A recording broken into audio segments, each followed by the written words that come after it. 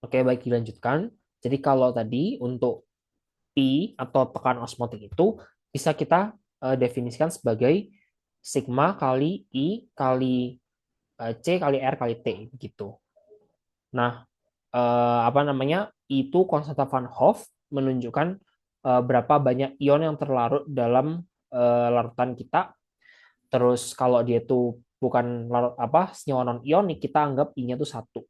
Tapi kalau kita bilang itu senyawanya itu ionik, maka itu bergantung dengan berapa ion yang dihasilkan oleh senyawa tersebut.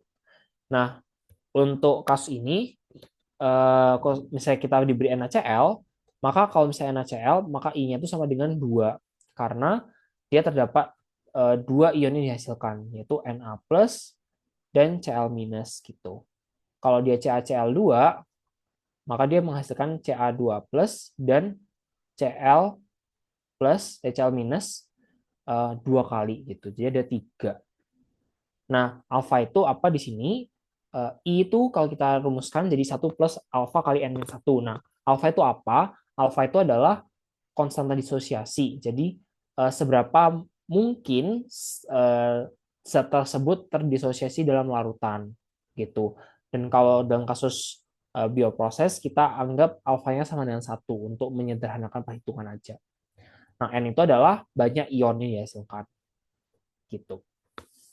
Nah, dari sini kita bisa menghitung berapa tekanan perubahan tekanan osmotik yang ada, yaitu P in P out, sorry, P out dikurangi P in gitu. Jadi tekanan osmotik di luar sel dikurangi dengan tekanan osmotik di dalam sel adalah perbedaan tekanan osmotik itu. Kalau tekanan osmotiknya itu lebih cenderung di dalam sel atau minus, maka dia akan lisis selnya karena mengalami kemasukan cairan yang terlalu tinggi di dalamnya.